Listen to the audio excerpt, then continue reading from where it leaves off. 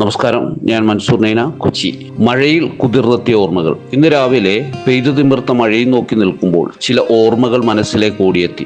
പഴഞ്ചൊല്ലുകൾ കൊണ്ട് സമൃദ്ധമാണ് നമ്മുടെ മലയാള മാസങ്ങൾ. എന്നാൽ മലയാളികളായ നമുക്ക് പലർക്കും മലയാള മാസങ്ങൾ ക്രമമനുസരിച്ച് പറയാൻ അറിയില്ല എന്നതൊരു സത്യമാണ്. ചെറുപ്പം മുതലേ നമ്മൾ എണ്ണിപ്പടിച്ചതും നിത്യജീവിതത്തിൽ കൂടുതൽ ഉപയോഗിക്കുന്നതും ഇംഗ്ലീഷ് മാസങ്ങളായതുകൊണ്ടാവാം ഇത്. ചിങ്ങം, കന്നി, തുലാം, വൃശ്ചികം, ധനു, മകരം, കുംഭം, മീനം, മേടം, ഇടവം, മിഥുനം, കർക്കിടകം. ഒരു വട്ടം കൂടി ഇതൊന്ന് നമുക്ക് ഓർത്തെടുക്കാം. പഴഞ്ചൊല്ലുകൾ കേൾക്കുന്നത് എനിക്കിപ്പോഴും ഇഷ്ടമുള്ള കാര്യമാണ്. പഴഞ്ചൊല്ലിൽ പതിരില്ല എന്ന് മുതിർന്നവർ പറയുന്നത് നാം കേട്ടിട്ടുണ്ടാകും. നമ്മുടെ പൂർവികർ സ്വന്തം ജീവിതാനുഭവങ്ങളിൽ നിന്ന് അറിഞ്ഞ കാര്യങ്ങളാണ് ലളിതമായ വാക്കുകളിലൂടെ പഴഞ്ചൊല്ലുകളായി മാറിയത്. കാലമൊക്കെ മാറിപ്പോയിരിക്കാം, എങ്കിലും മുതിർന്നവർ നൽകുന്ന ഉപദേശങ്ങൾ ശ്രദ്ധിച്ചാൽ ഒരു പരിധിവരെ ജീവിതത്തിൻ്റെ താളം തെറ്റാതെ നമുക്ക് മുന്നോട്ട് പോകാനാകും. അക്കാലമൊക്കെ കഴിഞ്ഞുപോയില്ലേ മുത്തശ്ശി എന്ന് നാം എപ്പോഴെങ്കിലും പറഞ്ഞാൽ അവർ സ്നേഹത്തോടെ ഓർമ്മിപ്പിക്കും.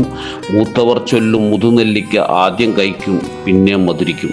മുതിർന്നവരുടെ ഉപദേശങ്ങൾ കേൾക്കുമ്പോൾ ആദ്യം നമുക്ക് അനിഷ്ടമോ ദേഷ്യമോ തോന്നാമെങ്കിലും പിൽക്കാലത്ത് അത് ജീവിതത്തിൽ ഏറെ ഗുണം ചെയ്യുമെന്നാണ് ഈ ചൊല്ലിൻ്റെ അർത്ഥം. അവരുടെ വാക്കുകളെ മുതുനെല്ലിക്കയോടാണ് ഉപമിച്ചിരിക്കുന്നത്. പഴുത്ത നെല്ലിക്ക കഴിക്കുമ്പോൾ ആദ്യം ചെറിയൊരു കയ്പ് അനുഭവപ്പെടുമെങ്കിലും അത് ചവച്ചരച്ചിറക്കി അല്പം വെള്ളവും കുടിച്ചാൽ തൊണ്ടയിൽ നല്ലൊരു മധുരവും കുളിർമയും നിറയും.